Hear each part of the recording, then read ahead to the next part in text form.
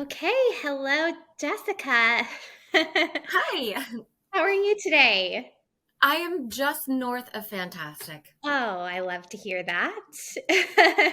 Thank you so much for joining. I'm so happy to have you with us today. Thank you. I'm excited to be here. So would love to hear from you. Just introduce yourself. Tell us a little bit more about you and your story and background because you have so much goodness to share about. So I'm excited for everyone to hear. Yeah, thank you.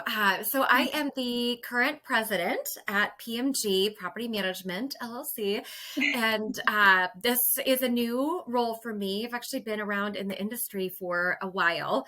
I started as a leasing professional about 15 years ago, Wow. and it was where I'm based out of, which is south of Seattle in Washington State, and worked for Riverstone right after the HSC merger before Greystar. So there's lots of people who can probably date exactly when that happened. So, uh, gosh, I've held so many different roles. I've been a leasing professional, an assistant manager, and did that for a few years, and then took some time off when I had my daughter and landed at FPI Management, where I was an affordable community manager and ended up in the corporate office. And before I left, I was a senior director of training and development and did a lot of operations, policies, procedures, and gosh, stayed there for a really long time and spent about 10 months at Grace Hill in property technology, which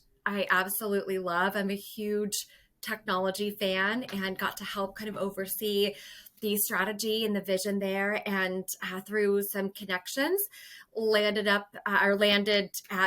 PMG. So it's been a really exciting last few years for sure. Oh, wow. So much goodness in there, and so much that I'm sure you've learned as you've kind of flowed into some of these different roles and different areas, and I'm sure becoming a mother as well.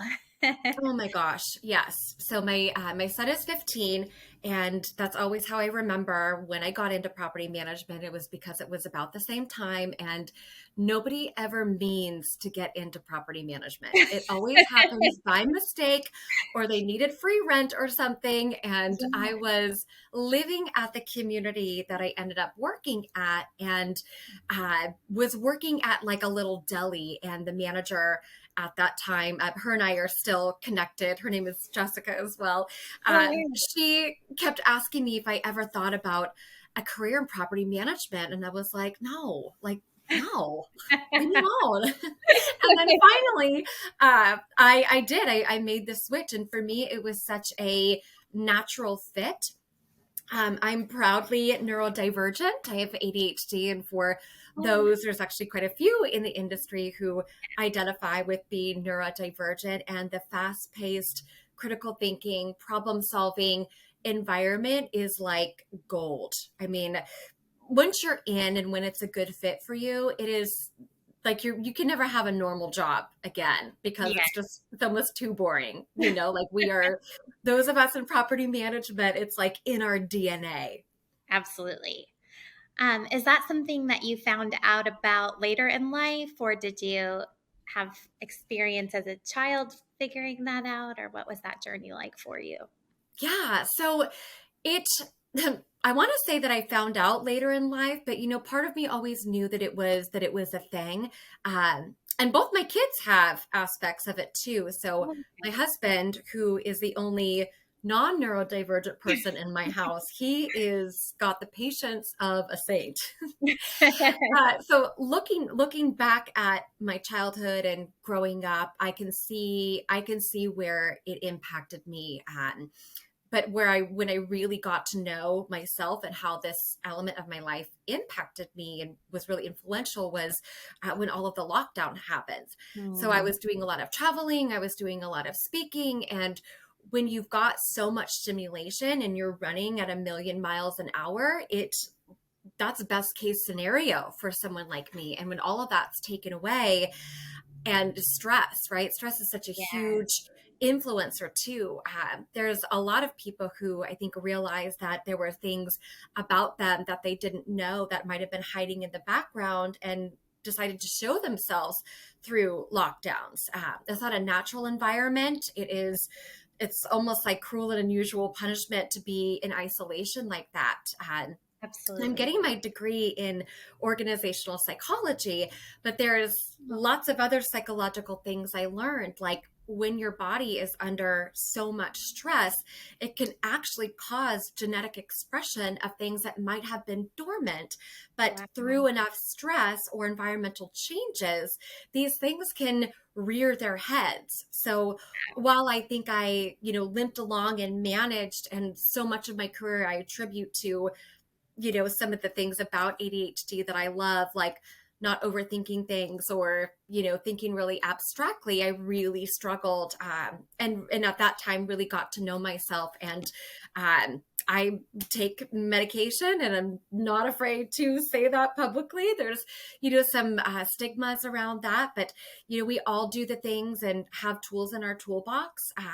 And there's a lot of things underneath ADHD that I think people don't realize. There's rejection sensitivity, which can yield itself in imposter syndrome. There is, Mm. managing anxiety. And so throughout my day, I am, I eat well, I exercise, I, make sure I fill my energy buckets, and getting to know myself through that, meeting with the counselor, getting tools and resources, and just really understanding who I am in this perspective, and then in turn being able to help my kids has been, I feel like I've never been more authentic in my career. Oh, that's amazing. I feel like we could spend this whole time speaking just about those things that you mentioned. And I think a few things came to mind as you were sharing there. I saw something on the Instagram account also.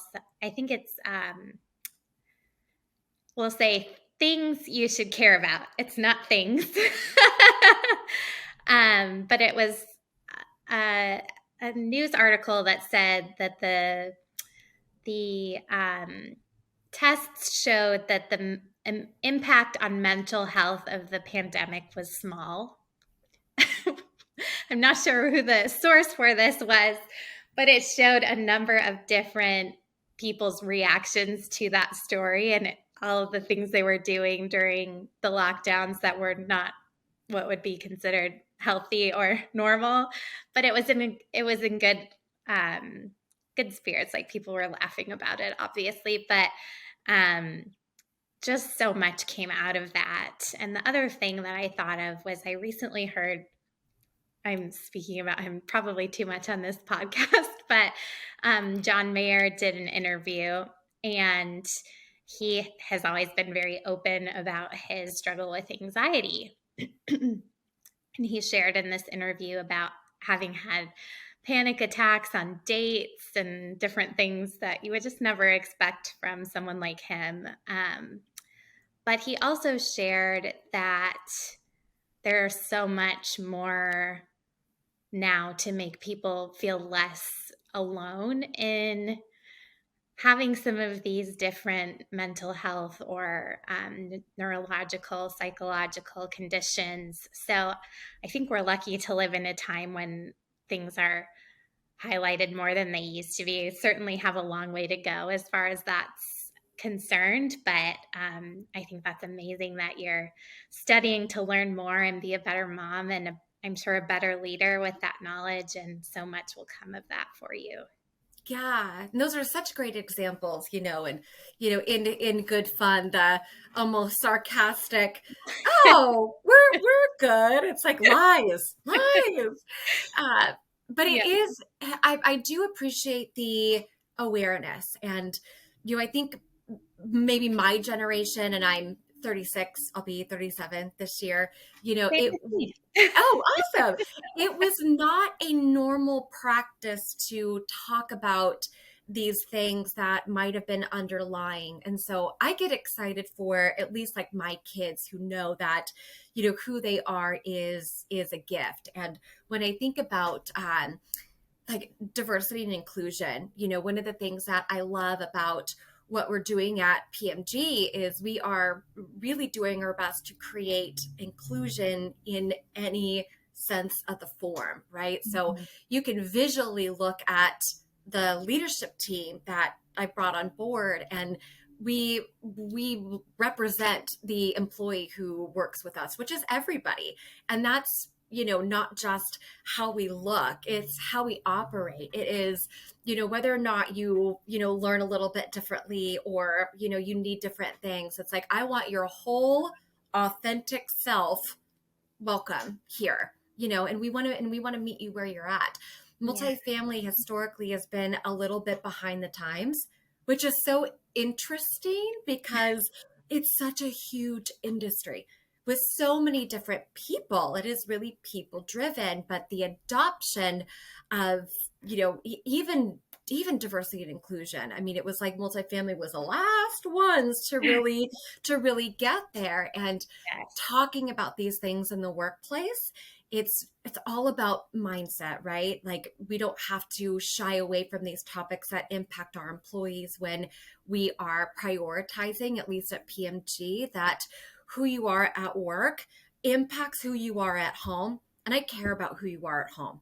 I do. Like, I don't want to send you home a worse person than you showed up, Mhm. and there's a lot about just balancing and mental wellness and asking for what you need. And it's still not something that's natural for people to say, I'm having a bad day or I'm having anxiety. It's tough. So we try to enable and encourage and empower you to use the tools, so you might not necessarily have to say those things, but you know that you've got the freedom to say, I need a minute, like, Yeah. I need a beat. Yeah. And sometimes even just being able to say that helps so much, to know that you're supported and that you have someone who cares about your mental health and your well-being. So kudos Yeah. to you for putting those practices in place and supporting your team in that way. Yeah. We've got it's an interesting time in real estate in general, with inflation and economics and housing crisis and banks caving Thank in. I mean, there's you. just so much happening, and we take care of the way that people live at the end of the day. And it can be really stressful for those who are doing that. So we've Yeah. got a long way to go. PMG is relatively new, and we grew really quickly and feel, evidence of that. And I think a lot of organizations might be feeling the same thing. Like, what do I do with culture that's broken? Like, I'm coming in and fixing these things and making an effort. And it can be difficult to prioritize those things, but it's not at the same time. Like, when you've got alignment and you've got buy-in, it's a lot of conversations, it's a lot of communication, it's a lot of, hitting the streets. I mean, I do lots of property walks, and I walk the maintenance shop, but I meet the maintenance team, and I walk make ready or market ready homes and meet with the leasing teams. Like, really, when we shift our organizational perspective to enable the people who are actually responsible for executing the management agreement, a lot of it becomes so servantly natural that the entire perspective aligns. And that's one of the changes that is going to be impactful, is, considering the perspective of the person that you are changing a process that impacts. Like, we Yeah. try to get stakeholder buy-in before we do anything crazy. I need to see, how does this impact the end user, and make data-based decisions. That's something that, it's very easy to just have an opinion and execute it, but we want to be thoughtful and strategic about the decisions that we're making, especially in economic times like this. That's amazing to hear. You've naturally sort of answered some of the questions that I was going to ask you, and it sounds like you're doing so much to impact not only your own leadership team, but the residents that you serve and the culture of PMG. Is there anyone or any story that sticks out in your mind, just as you were coming up in this industry, or maybe even before, of women or leaders who supported you that really just made a tremendous impact on your journey? Yeah, I can think of a few situations or circumstances where I was believed in and given opportunity. Some of what I'm doing now, and this is kind of almost the opposite, is I've seen and experienced examples of what not to do.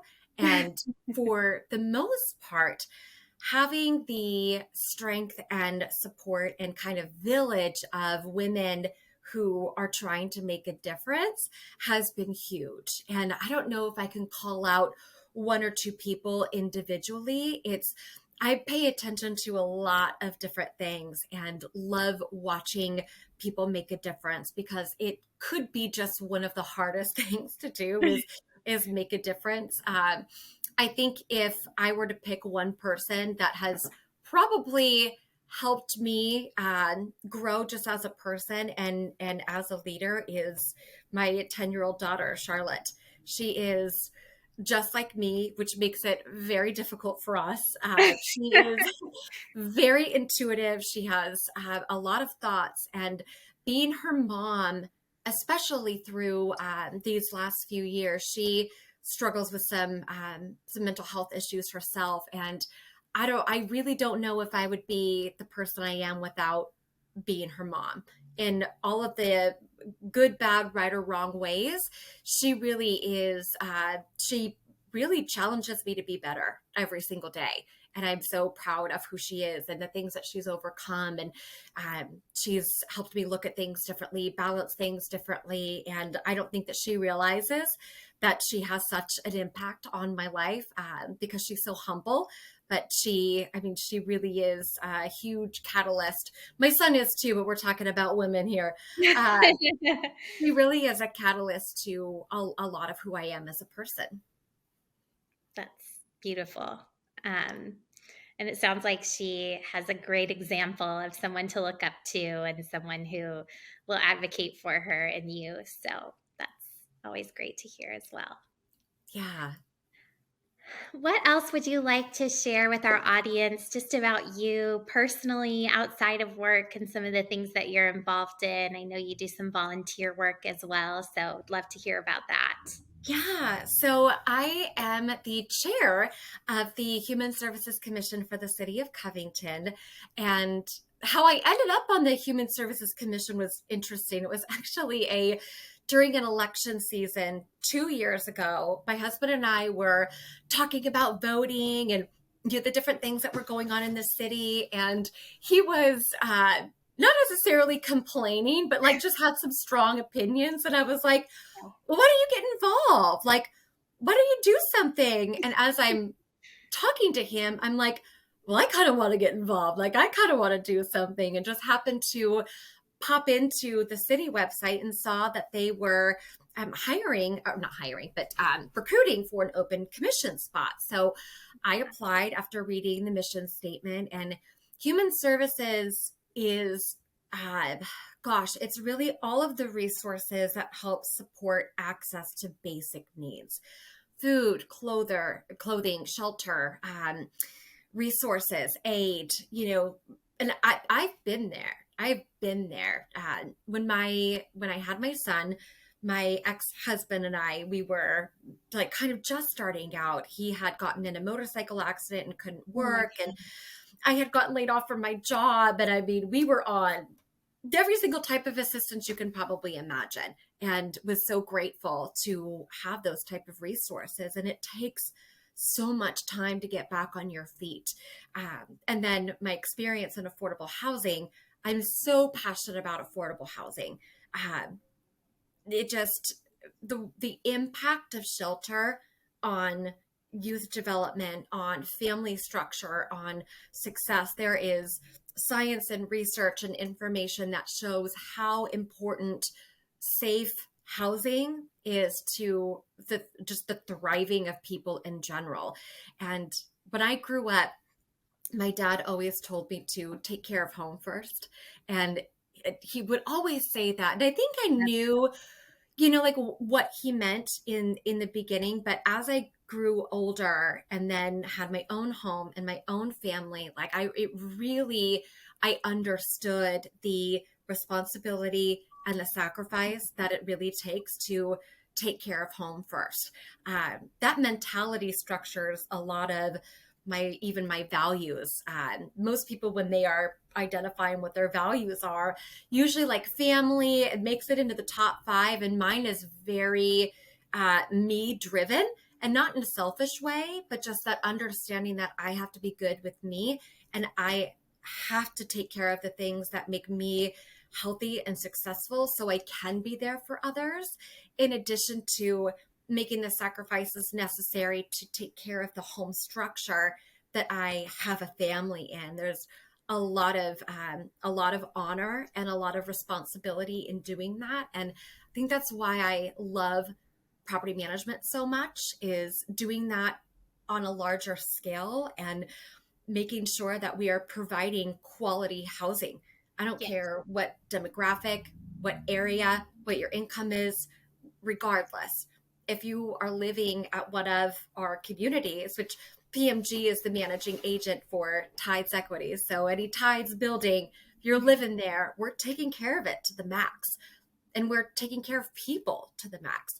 And I think um, that mindset that, take care of home first, and home is your safe haven was the other thing that he would say, translated into, I think, my love of affordable housing, and really taking that opportunity to get to know different demographics. And when I think about my career in property management, the most impactful ones are being in affordable housing. If you've never done it before, outside of all the paperwork, putting someone in a home who had been sleeping in their car with their child because they are victims of domestic violence, it just changes you. It changes you.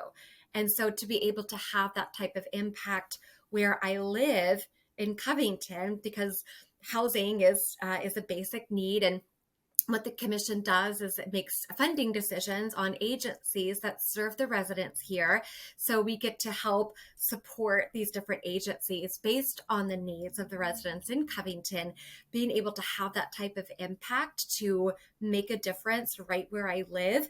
And that's everything from mental health services for youth to shelter aid to dental care. I mean, you name it. If it's a human service, we have some form of an impact in making sure that people feel like they've got access to those. So I started as a commissioner and then became vice chair, and then just recently became chair once our old chair retired. So that's just been such a great, impactful part of my life, especially to show up with. Right now we're an all-woman commission, and it's just amazing to show up once a month and work side by side these other women who are actively trying to make a difference. It's really wonderful. That's amazing. And it seems like you have a passion for advocating for other people just from listening to you speak. And you touched on something that I think is so important. And it's a lesson that I am still learning, but that I learned late in general. And that's kind of the idea that you can't fill from an empty cup, right? And you said you have to be able to take care of yourself first in order to show up for the people in your life. And I think that's just so true and such a lesson for everyone. And I think especially for women, we naturally want to nurture other people, take care of them, but we need those reminders that we have to take care of ourselves first. Yeah, it is hard to set those boundaries. Oh, it is. I even sometimes find myself wavering on those, but I have to make sure that I'm asking for what I need. So, for example, myself and our leadership team, we have a general rule that goes between all of us, that we all have work phones. So the work phone is off at 6 p.m., whatever time zone we're in, which is really hard. I might be on my email a little bit, watching things come through. But some of that is, for me mentally, so I can mentally prepare for the following day. But those are tough things to advocate for. It's tough to say, yeah, this is my boundary, or I need a minute, or let me process that. But once you get in the habit of doing it, people start to know what to expect. and you teach people how to treat you. Yes. So we've got some control over that. Sometimes it's self-inflicted, right? Like it's in our own mind that we can't say no or we have to, whatever. And it's like, well, who's actually telling you that? And what's going to happen if you don't? What is going to happen if you say no? If you say, I can't? Like, what's Yes. that fear underneath? And fear by itself, fear's fake, right? These are stories we make up in our head. I speak a lot about fear and failure and always kind of relate it back to my really not even real fear of spiders, right? Like I've got this irrational fear of spiders. My worst nightmare actually is to be traveling somewhere without my husband and there's a giant spider that nobody is there to kill. That is my, and I mean, if that's my worst fear right now, I think I'm doing pretty good, I but think that literally is my worst fear. But it is totally made up. Like I'm clearly larger, I'm clearly stronger, but I've got this thing that shows up, and it manifests in these stories. And we tell ourselves those sometimes too. And it yes. always comes from somewhere. So sometimes reworking that personal narrative on what are the facts of the situation and what are the feelings is Mm, important to help us like that. self-regulate so we know what part of us needs the most support. Do I need to just calm down a little bit? Do I need to maybe write it out? Do I need to have a conversation? Maybe vet an assumption? And those are some principles of critical thinking that I love and really dove in and started learning that when I got I'm still almost done with my degree in psychology. So I started going to school in July of 2021.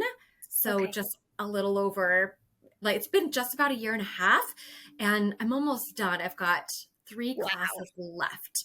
Wow. So I've done almost 4 years of school in about 18 months, but I just love learning. And those principles of critical thinking have been so influential in not only, leading this organization, but myself and my kids. And, we have so much control and power over how we speak to ourselves, how we think of ourselves. And once you learn those tools, and I think that's one of the reasons I'm such an advocate for other people, is I just want people to know what they're capable of outside of the all of the things that everybody else told you that you were or were not. At the end of the day, I get to decide what I believe. Yes. Um, I recently participated. My sister started a women's community here in Nashville, where I live, that meets once a month, and they have a panel every month with different speakers who are all women. And one of the speakers a couple of weeks ago was talking about this feeling of Aunt Sally, she calls her. And Aunt Sally is the voice in your head when you're speaking or you're preparing for something, or maybe it's even like posting on your social media. Well, I shouldn't do this because people might think it's whatever, or Aunt Sally might not approve of it, or whatever, that those different little stories that we're telling ourselves. And she was like, you just got to get her out of there. Forget about Aunt Sally. And I think the whole room was just so um, deeply related to that Aunt Sally feeling. And it's good to be conscious of it so that you can shoo her out. I love that. I love, like, in my head, I'm like totally picturing what my own Aunt Sally would look like. She's got glasses for some reason. I don't know why. There's probably a Curly correlation. hair or Curly something. hair, yeah, just maybe kind of bitter, maybe kind of Yeah. judgy, Mhm. just yeah, I can totally see that. And there's so much there, right? And I think that when we look at how we are in relationship to other people, there is that tendency to need approval. And we are social beings by nature. Like through evolution, we are social beings. And a lot of our culture and norms and practices and values are centered around how we interact with other people. So wanting that approval is important because we pull meaning from the people we're around. And if we don't have that approval, it means that we're in an out group. And if we are shunned or not welcome, it is devastating to our self-efficacy and our self-meaning and our self-worth. It's one of the reasons why the workplace is so critical for people, because you draw so much meaning and achievement and success there, that if that's threatened and if I do something that Sally's not approving of, am I going to lose my sense of self-worth? And that's a hard thing. I struggled with rejection sensitivity a lot. Just that core belief that I'm not good enough. I was really hard on myself. It got worse through the lockdowns, because when we get isolated psychologically, we start to become more suspicious. When we're not seeing people, we're just left to our own devices. And for some of us who have very like Ferrari brains with Honda brakes, it doesn't work out well. There's too many thoughts and not a lot of clarity. So working through that, I actually made it a goal last year to rewrite that core belief about myself, that I wasn't good enough. And I really feel like I did that. And it took a lot of honesty and vulnerability. And I've always been big on, being self-aware, acknowledging where I mess up, no problem. I don't really fear failure. I think I was more afraid of myself, and the parts of me that I didn't know very well than anything. And I've kind of always had a advantage of not overthinking because of ADHD. I can get a little impulsive and very, very methodical, very strategic, very detailed. I love data, but I also follow my intuition. And I think more people struggle with that than we realize. More people think that they're not as good as they think that they are, but we're also not as bad as we think we are either. Right. We're not going to be perfect, and learning to lean into ourselves and be supportive of ourselves and love on ourselves and know that this is just part of our process, that we're still growing too, is so much more healthy than beating ourselves up if we didn't get it right, or thinking the world is over. It's a lot of people struggle with that. Absolutely. Well, Jessica, I feel like you and I could talk all day. Yeah. But I have a couple last things just as we wrap up. This is just sort of a fun question. We're gathering these and we're going to create a playlist to share with our listeners. But if there's one song that brightens your day no matter what, would you share that with us? Yes, and I'm going to pick one that's safe for work, because I listen to all sorts of music. But there is a song called South of the Border by the Doobie Brothers, and Yeah. it is an old jam. And I love it because I remember my dad playing it when I grew up. But my 15-year-old son loves this song, and every time I hear it come on, I just kind of picture him, just getting his groove on. And it's just a great song. It's got a great beat. It's just awesome. Nice. Thank you for sharing. And then finally, how can people reach you if they'd like to get in touch with you or speak with you more? What's the best way to do that? Sure. So I'm on all the social media. So I'm on LinkedIn and Facebook and Instagram. And my email is jfk@property, MGTGRP, so propertymanagementgroup.com. So I'm very easy to get a hold of and would love to hear from anyone. Well, this has been such a fun conversation. I really appreciate you being here and looking forward to hopefully meeting you in person soon and having the opportunity to get to know you a bit more. Thank you, Jessica. Thank you so much for having me. It was a pleasure.